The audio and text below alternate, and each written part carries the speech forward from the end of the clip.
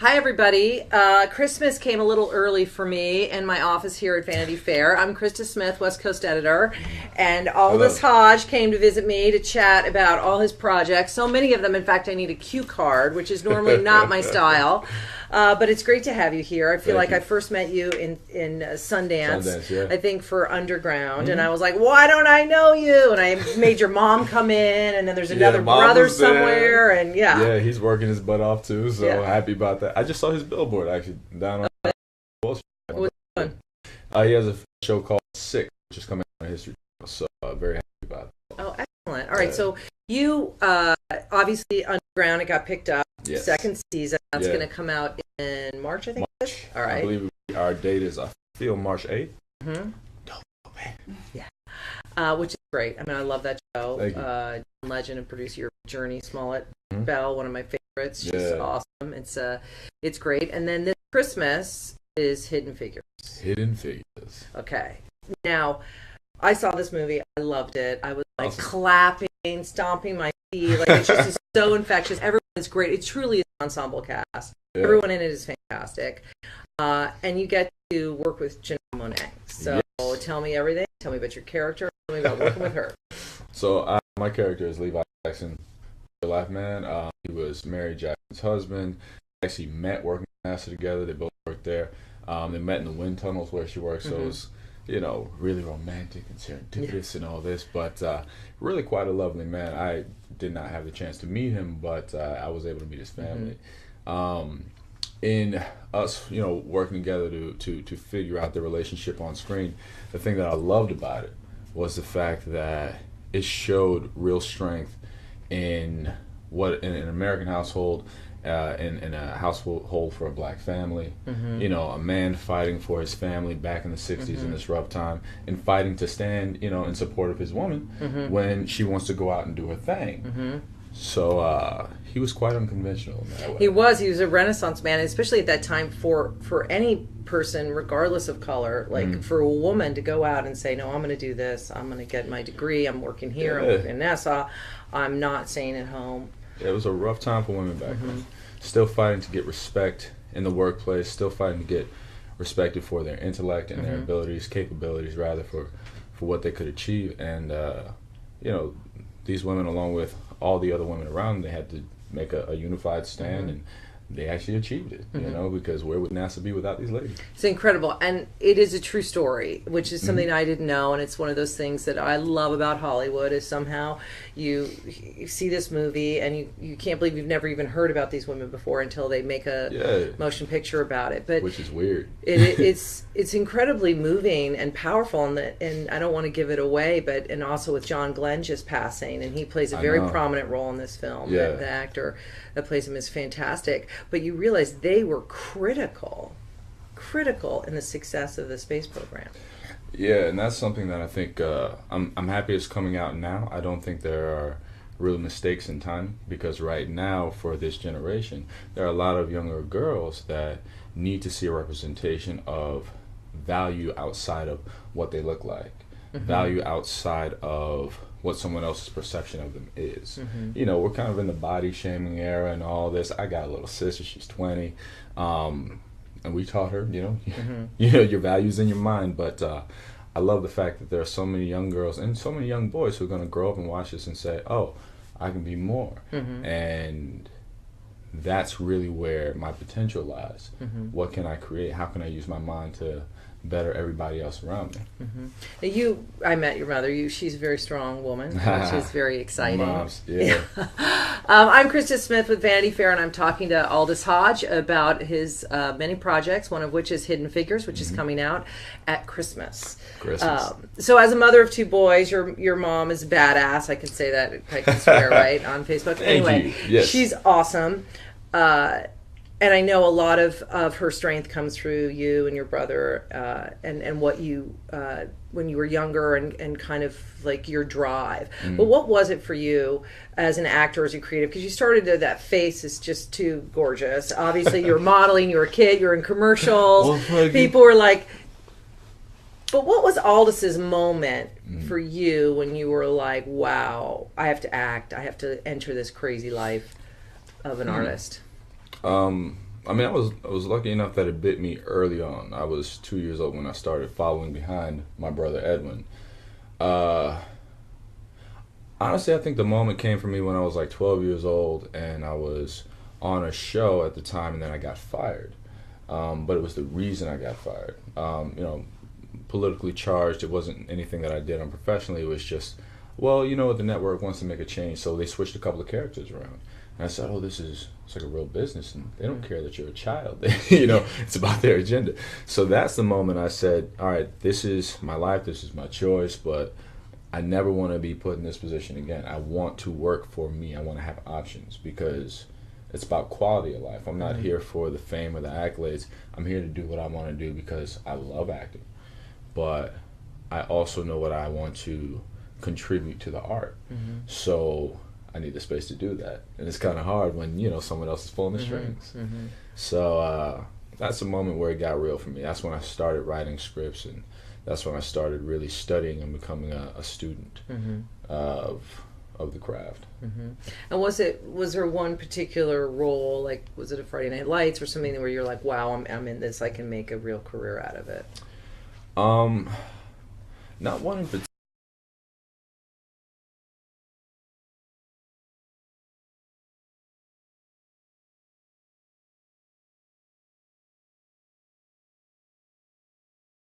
Tom Cruise feels that way. I mean, he's Tom Cruise and he's the biggest movie star in the world, but I feel like it's the condition of an artist. Like you're always thinking, what's next? What am I going to do next? Like you're never, it's not, satisfied isn't the right word, because I think you're satisfied when you do a great part or the movie, like Hidden Figures is a great film. It all came together beautifully. But it's just that like what's next? What's next? The process. Well, a part of it is understanding where you're at and how to use it. Like Hidden Figures is a fantastic platform. I'm truly lucky to have been a part of something like this. So now I feel as an artist, my responsibility is to take what this has granted me and use it for whatever's next, and not waste the grace given to me by being a part of this film, And oddly enough, I did have the good fortune of being able to talk to Tom Cruise about this specific mentality. I was like, brother, how do you do it? Because we were talking about this on Reacher. I said, he was in Jack Reacher. Jack Reacher will never go back. Right. I said, how do you, like, is there something wrong with the way that I see things? He's like, man, I'm working on 8 projects at one time. He goes from movie to movie to movie.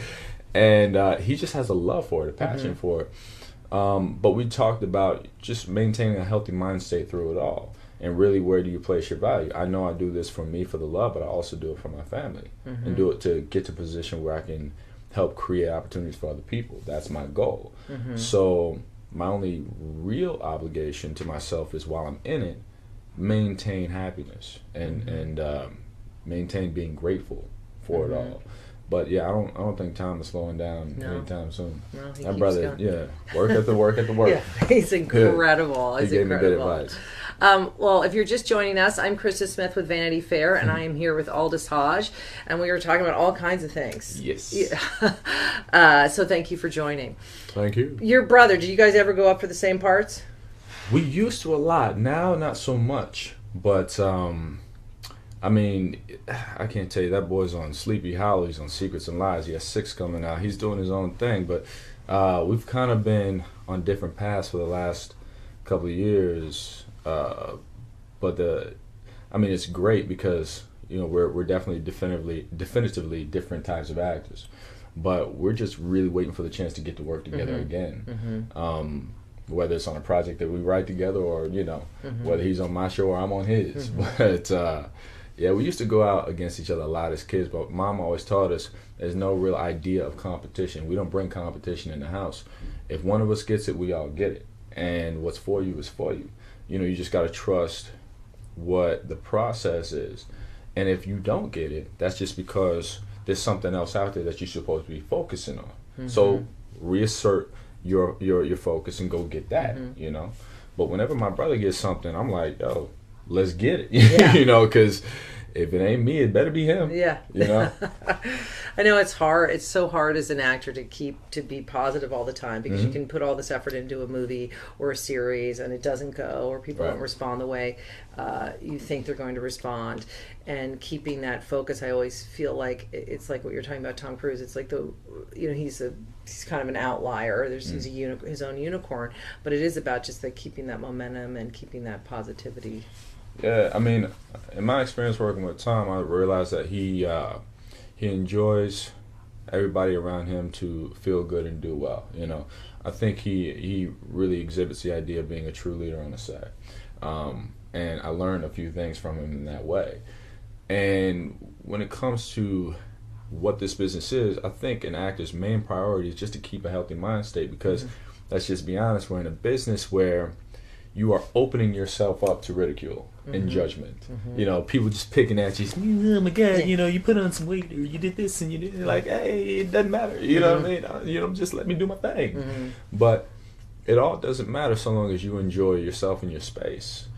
And you have to find that thing, whatever it is, where you can escape a little bit. And then also when you get back to it, you love it enough to continue to produce the best work possible.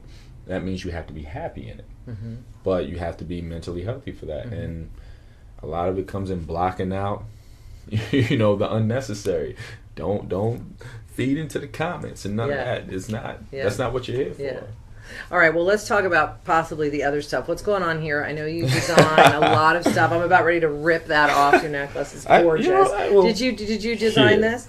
Here. Look at that. Look how beautiful that is. Well, there you go. Look at that. Actually, so a friend of mine, her name is Pade Vavra. Padevavra. These are gorgeous. So she, this is her line, and we did design it together. So she made this piece custom for me, but I kind of ran down a couple of things. Because I'm not a jeweler. I mean, as most people know, I'm a watchmaker. Right. I dibble and dabble in jewelry every now and then for fun, but Pade does fantastic work. I mean, I'll hook you up. Yeah. You know, you can go to padevavra.com. Like next Facebook Live, I'm going to be covered in the jewelry. Exactly. Be like, hi, people. Well, why watches? Let's see. Are you wearing one of your watches? Not one of mine. I'm wearing a Jacques Dreux. Okay. Hello. What is it about watches that made you want to design? Watches, for me, offers creative freedom. And I realized that, I mean, I've always been an artist, painting and architecture, all these kind of things growing up. It offers me an escape from feeling stagnant creatively in the business and entertainment, but also it satisfies my needs to want to achieve beyond stereotypical means. You know, everybody says, you know, go do this, go there, you know, you can only be this much, and I'm like, I want to be an engineer, I want to be a scientist, I want to, you know, so I'm chasing that dream. I love mechanics. Love watches. Right, so precise. And there's no variables, which is interesting because in acting there's so many variables. Like you were saying, we're going in a different direction. We want this shirt, how it's edited, the direction, your co-star, the energy. But with watches, look, the math has to be absolutely perfect. There's no room for deviation. I think the application for me, I call it simplexity, in that it's complex trying to narrow something down to simplicity. But I just love the world it opens me up to. You know, engineering, art, architecture. It takes all my needs wrapped up into this one little mechanism. But I'm actually I'm manufacturing my first piece right now. Oh, great! I wish I could show you all. I'll show you after we're next done. time. Yes. That's excellent. All right, I'm Krista Smith with Vanity Fair, and I'm sitting here with Aldis Hodge, and we in my office here, right the week before Christmas, talking about watches, Tom Cruise, Hidden Figures, Mom, scripts, jewelry. It's been a good time. I did want to ask you for Hidden Figures, because you know, it's amazing, the cast, like I said, with Taraji Henson and Octavia Spencer. Monster cast. Yeah, and Kevin Costner is amazing in it. He's so great. It's like, he's so great. How was it for Janelle? Obviously, we don't know her as an actress. This is a big, meaty part. She's a smaller part, and she's great in Moonlight as well. But this was, I would imagine it was a little intimidating. Did you help her through that, or did you find that she knew exactly what she was doing? No, that girl didn't need any help from me. So Janelle studied acting prior to blowing up in her music career. So she took it very seriously. She came in prepared, but she took it as, I think, a learning process. She was very open and sort of voracious for trying to understand, where the character is, who she is as a person, and trying to produce that on screen. I have a lot of respect for how she handled it. And honestly, I think she did a fantastic job. I think a lot of people are going to be surprised, but she's a performer through and through. And she knew what she was there for. She did not phone this one in. The girl came ready. So I was really impressed with her tactic and her approach. And then working with her, it was just fun because it wasn't like she was fearless with how she came to set and how she approached this character, and she knew what to put into it. And we didn't have to force it. So I was really surprised. I was pleasantly surprised. And did you get to, because there is like 3 stories, and all the girls obviously are together in a lot of the movies, and the men aren't as much. They kind of have their sections. Did you get to see any of the other ladies on the set where everyone hanging out? Yeah. I remember that scene, the church scene, the picnic scene. We were all just there, and it's just really those 3 together. It's great. It's just nothing but laughs and jokes all day. Octavia, that girl is funny. Her, Taraji, and Janelle together, it's like you can obviously see it on screen because what they have in real life is exactly what they put into their characters. That relationship there. But I remember the first day that I saw Octavia. First time we worked together, I was 14 years old. Oh, really? So I walked into the makeup trail. I'm like, hey, Octavia, how you doing? She's like, hey, Aldis. I was like, what's up? She's like, I remember you from when you was this high. We did it. We did a show called City of Angels. Yeah, a lot of people on that show actually. Her, Viola Davis, Gabrielle Union, Maya Rudolph. That had a stacked cast. Wow. And I don't think anybody's doing too bad. Yeah, right now. that's a pretty good list of who's who, right? Yeah, but it was just really, it was a